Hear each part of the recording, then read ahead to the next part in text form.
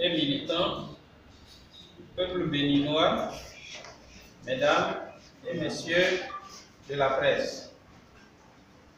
Vous avez appris par voie de presse, par les réseaux sociaux ou par d'autres sources d'information qu'hier vendredi 19 avril 2019, Monsieur Nicéphore Dieudonné Soglo, le docteur Boni Yayi, président d'honneur du parti FC2, tous deux anciens présidents de la République, ainsi que l'honorable Rosine Vieira Soglo, présidente fondatrice de la Renaissance du Bénin et doyenne d'âge de l'Assemblée nationale, ont subi au marché d'Antokpa la furie de la police républicaine aux ordres.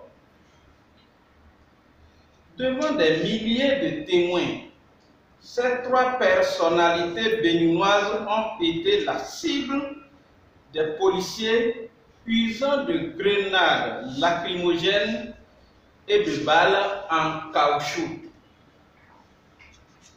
Au cours de la conférence de presse qui a suivi ces événements, la police républicaine a affirmé avoir été accueillie par des jets de pierre et présenté deux individus qui seraient des mercenaires.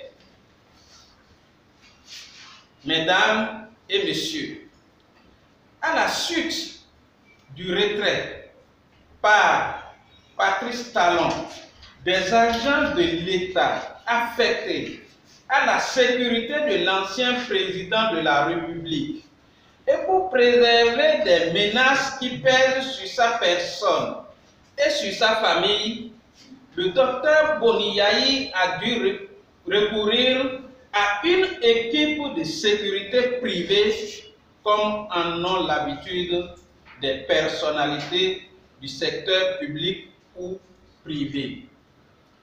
Même le candidat Patrice Talon, lors de la campagne électorale pour les présidentielles de 2016, a eu recours à leur service.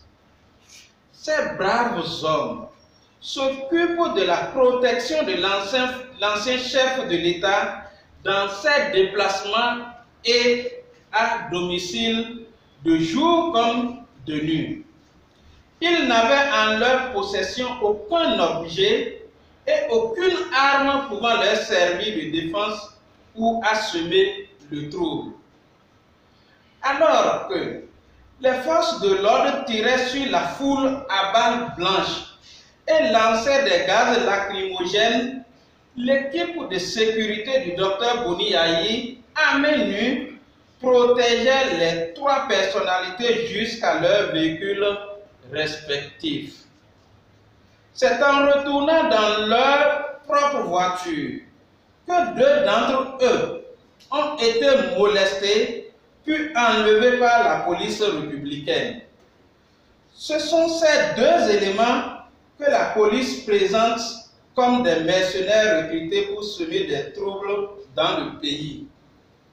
Ces deux victimes de la barbarie sont des Béninois.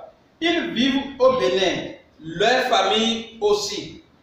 Personne n'est allé dans un autre pays les recruter.